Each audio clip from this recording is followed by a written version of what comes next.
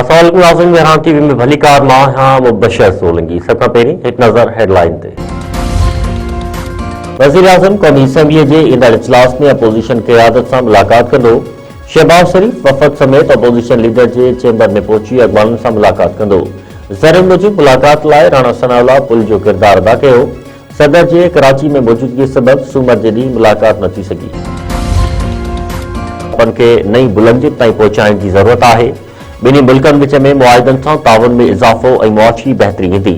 वज़ीर आज़म हाउस पहुचण ते काज़ाकिस्तान जे सदर जोमार्ट तोकायोव खे गार्ड ऑफ ऑनर पेश। वज़ीर आज़म वफ़ाक़ी काबीना जो इजलास अॼु शाम तलब करे वरितो। शहबाज शरीफ़ आलमी इशूज़ ते काबीना खे एतमाद में वठंदो। इजलास में मुल्क जी मजमूई सियासी ऐं मुआशी सूरतहाल जो जाइज़ो वरितो वेंदो। आलमी बैंक जो सदर अजय बंगा वफ़द समेत लाड़कानो पहुतो। वॾे वज़ीर मुराद अली शाह पारां मोहनजोदड़ो एयरपोर्ट ते वर्ल्ड बैंक जे सदर जी आजियां। अजय बंगा वॾे वज़ीर सां गॾु ॾोकिरी तालुके जे मुख़्तलिफ़ ॻोठनि जो दौरो कयो। आलमी बैंक जे ताउन सां तामीर थियल घरनि ऐं मुतासिरनि जी बहाली जो जाइज़ो। वॾे वज़ीर मुराद अली शाह चयो आहे त 20 लख घरनि जी तामीर आलमी बैंक जे ताउन खां सवाइ मुमकिन न हुई। आलमी बैंक घरनि जी तामीर लाइ $2 अरब ॾेई चुकी आहे। हिक घर जी तामीर ते $3 लख ख़र्चायो आहे। कराची में सिंध असेंबली जी मेज़बानी हेठि आलमी पार्लियामानी कॉन्फ्रेंस मुल्की ऐं गैर मुल्की वफ़द शरीक।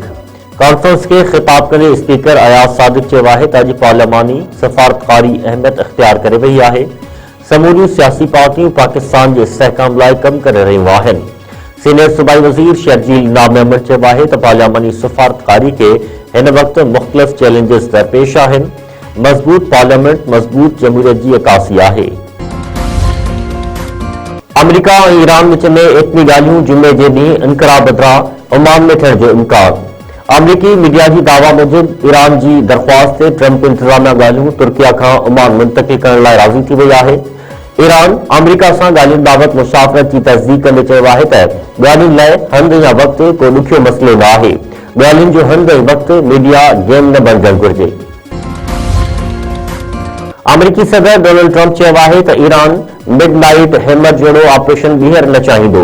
उमीद आहे त ईरान सां ॻाल्हियूं कामयाब थींदियूं। ईरान सां ॿी मुलाक़ात किथे थींदी उहा हुननि खे बि ख़बर न आहे।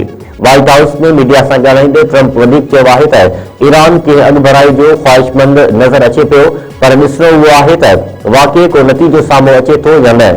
माज़ी में बि ईरान सां ॻाल्हियुनि जो मौक़ो मिलियो, पर उन जो नतीजो न निकितो। वज़ीर आला पंजाब मरियम नवाज़ चयो आहे त केपीके जो अवाम अमन ऐं हक़ चाहे थो। जाली हुकूमत अवाम जा हक़ फबाए छॾिया आहिनि। पीटीआई सरकार सूबे जा वसीला वफ़ाक़ मथां चढ़ाई लाइ इस्तेमाल कंदी आहे। राजपुर में तकरीब खे ख़िताब कंदे मरियम नवाज़ वधीक चयो आहे त केपीके में वर्कर्स लाइ शऊर अलॻि ऐं हुकुमराननि जे ॿारनि लाइ अलॻि आहे। शऊर जे करे आम वर्कर्स जो ॿार जेल में आहे। शऊर सां कंहिंजो पेट नाहे भरबो। शऊर ते चढ़ी केरु स्कूल नाहे वेंदो। सिंध जे मुख़्तलिफ़ इलाक़नि में औरत समेत 3 ॼणा क़त्ल। उडेरो लाल वेझो जवाबदार पंहिंजी घरवारी खे गोलियूं हणी क़त्ल करे छॾियो। ॻोठ कबूल दर्स में औरत ज़ुलेखा दर्स संगावती तकरार तां क़त्ल। कराची जे इंडस्ट्रियल एरिया वारे इलाइक़े में हथियारबंदनि जी फायरिंग में बांदी वासी रिक्शा ड्राइवर एजाज़ मरी मारिजी वियो। जेकाबाद में पीरसन मुबैना तौर क़त्ल। घर मां तशद्दुद थियल लाश हथ। 80 सालनि जो फैज़ मोहम्मद पवर घर में अकेलो रहंदो हो। पुलिस पारां जांच शुरू। दादू में नादिर जमाली जे वारसनि समेत 62 ॼणनि मथां दहशतगर्दी ऐं ड्यूटी अटकाव जो केस दाख़िल।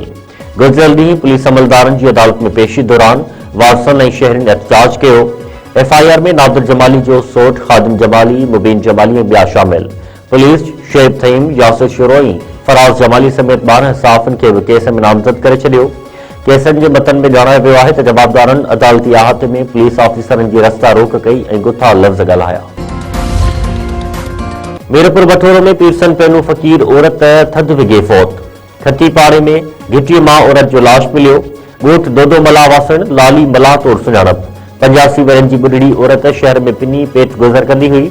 डॉक्टरनि मूजिब औरत जो मौत थधि सबबि दिलि जो दौरो पवण करे थियो आहे।